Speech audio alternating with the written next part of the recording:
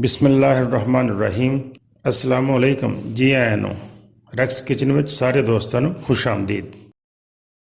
Racks kitchen ਵਿੱਚ ਅੱਜ ਅਸੀਂ ਚਿਕਨ ਸ਼ਵਾਰਮਾ ਬਣਾ ਰਹੇ ਹਾਂ। ਇਨਸ਼ਾਅੱਲਾ ਅਸੀਂ ਕੋਸ਼ਿਸ਼ ਕਰਾਂਗੇ ਕਿ ਬਿਲਕੁਲ ਬਾਜ਼ਾਰ ਤਰ੍ਹਾਂ ਦਾ ਚਿਕਨ ਸ਼ਵਾਰਮਾ ਬਣੇ, ਕਿਉਂਕਿ ਚਿਕਨ ਸ਼ਵਾਰਮਾ ਬਣਾਉਣਾ ਕੋਈ ਮੁਸ਼ਕਿਲ ਨਹੀਂ ਹੈ, ਬਿਲਕੁਲ ਆਸਾਨ ਰੈਸਪੀ ਹੈ ਅਤੇ ਘਰ ਵਿੱਚ ਬੜਾ ਅੱਛਾ ਸਾਫ ਸੁਥਰਾ ਅਤੇ ਸਸਤਾ ਵੀ ਤਿਆਰ ਹੋ ਜਾਂਦਾ ਹੈ। ਅਤੇ ਆਓ ਫਿਰ ਚਿਕਨ ਸ਼ਵਾਰਮਾ ਬਣਾਉਣਾ ਸ਼ੁਰੂ ਕਰੀਏ। ਮੈਂ ਤਕਰੀਬਨ 400 ਗ੍ਰਾਮ ਚਿਕਨ ਲਿਆ ਵਾ। ਚਿਕਨ ਵਿੱਚ ਤੁਸੀਂ ਹਸਬੇ ਜ਼ਾਇਕਾ ਨਮਕ ਸ਼ਾਮਿਲ ਕਰ ਲਓ ਅਤੇ ਉਸ ਤੋਂ ਬਾਅਦ ਇੱਕ ਬੜਾ ਚਮਚਾ ਤਿੱਖਾ ਮਸਾਲੇ ਦਾ ਪਾ ਲਓ, 1 ਚਮਚ ਕੁੱਟੀ ਹੋਈ ਮਿਰਚ ਪਾ ਲਓ, 1 ਚਮਚ ਚਿਲੀ ਸਾਸ ਦਾ ਅਤੇ 1 ਚਮਚ ਹੀ ਸੋਇਆ ਸਾਸ ਦਾ। ਤਕਰੀਬਨ 1 ਚਮਚ ਲਸਣ ਪਾਊਡਰ ਦਾ ਪਾ ਲਓ ਅਤੇ ਨਾਲ 1 ਚਮਚ ਸਿਰਕੇ ਦਾ।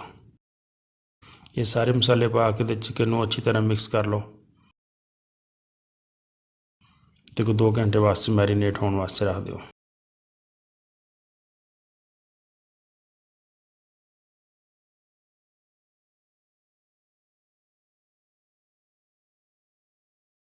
ਚਿਕਨ ਸਾਡਾ ਮੈਰੀਨੇਟ ਹੋ ਗਿਆ। ਹੁਣ ਅਸੀਂ ਤਵੇ 'ਤੇ ਥੋੜ੍ਹਾ ਜਿਹਾ ਆਇਲ ਪਾ ਕੇ ਅਤੇ ਚਿਕਨ ਨੂੰ ਪਕਾਵਾਂਗੇ।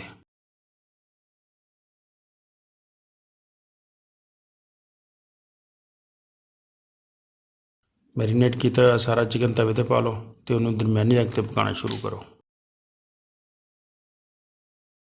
ਪਲਟੇ ਨਾਲ ਇਸ ਤਰ੍ਹਾਂ ਆਹਿਸਤਾ ਆਹਿਸਤਾ ਹਿਲਾਈ ਜਾਣਾ ਅਤੇ ਇਹਨੂੰ ਪੱਕਣ ਦੇਣਾ।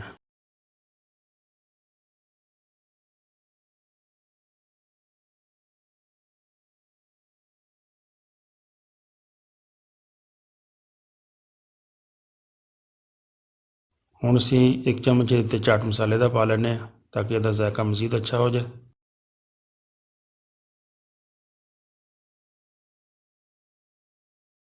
ਅਤੇ ਨਾਲ ਦੀ ਨਾਲ ਇਸ ਤਰ੍ਹਾਂ ਇਹਨੂੰ ਹਿਲਾਈ ਜ਼ਰੂਰ ਜਾਣਾ ਅਤੇ ਉਸ ਤੋਂ ਬਾਅਦ ਇਹਨੂੰ ਇਸ ਤਰ੍ਹਾਂ ਬਰੀਕ ਬਰੀਕ ਕਰੀ ਜਾਣਾ।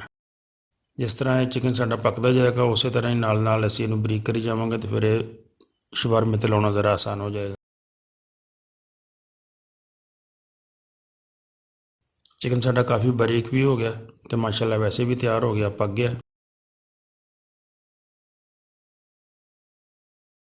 ਹੁਣ ਅਸੀਂ ਸ਼ਵਾਰਮੇ ਦੀ ਬ੍ਰੈਡ ਇਸ ਤਰ੍ਹਾਂ ਬਾਜ਼ਾਰੋਂ ਮਿਲ ਜਾਂਦੀ ਬੜੀ ਆਸਾਨੀ ਨਾਲ, ਉਹਨੂੰ ਥੋੜ੍ਹਾ ਜਿਹਾ ਤਵੇ 'ਤੇ ਗਰਮ ਕਰਾਂਗੇ।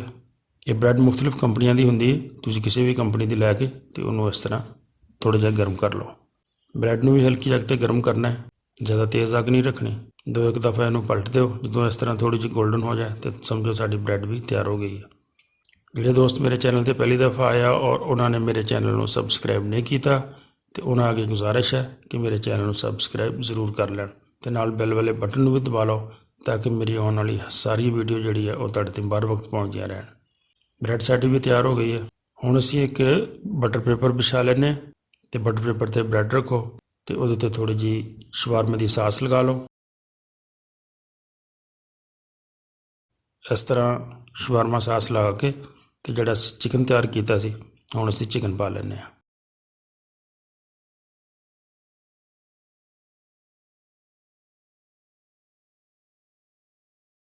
ਅਤੇ ਥੋੜ੍ਹੀ ਜਿਹੀ ਉੱਤੇ ਬੰਦ ਗੋਭੀ ਪਾ ਲਓ ਅਤੇ ਚਮਚ ਨਾਲ ਥੋੜ੍ਹੀ ਜਿਹੀ ਸ਼ਵਾਰਮੇ ਦੀ ਸਾਸ ਹੋਰ ਲਗਾ ਲਓ ਉੱਤੇ ਅਤੇ ਥੋੜ੍ਹੀ ਜਿਹੀ ਚਿਲੀ ਗਾਰਲਿਕ ਸਾਸ ਪਾ ਲਓ ਅਤੇ ਇਸ ਤਰ੍ਹਾਂ ਆਹਿਸਤਾ ਆਹਿਸਤਾ ਬਟਰ ਪੇਪਰ ਸਮੇਤ ਤੁਸੀਂ ਇਹਨੂੰ ਫੋਲਡ ਕਰ ਲਓ।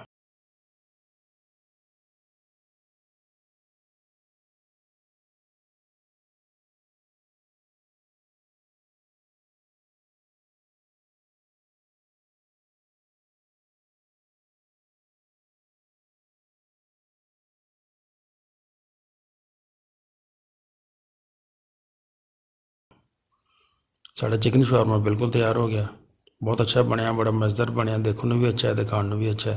ਯਕੀਨਨ ਮੇਰੀ ਵੀਡੀਓ ਤੁਹਾਨੂੰ ਅੱਛੀ ਲੱਗੀ ਹੋਏਗੀ। ਮੇਰੀ ਵੀਡੀਓ ਅੱਛੀ ਲੱਗੀ ਹੋਵੇ ਤਾਂ ਦੋਸਤਾਂ ਨਾਲ ਜ਼ਰੂਰ ਸ਼ੇਅਰ ਕਰਿਆ ਕਰੋ, ਵੀਡੀਓ ਨੂੰ ਲਾਈਕ ਕਰ ਦੇਣਾ ਅਤੇ ਆਪਣੇ ਕਮੈਂਟਸ ਜ਼ਰੂਰ ਦਿਆ ਕਰੋ ਕਿ ਤੁਹਾਨੂੰ ਵੀਡੀਓ ਕੈਸੀ ਲੱਗੀ। ਵੀਡੀਓ ਪੂਰੀ ਦੇਖਣ ਦਾ ਬਹੁਤ ਸ਼ੁਕਰੀਆ। अस्सलाम वालेकुम।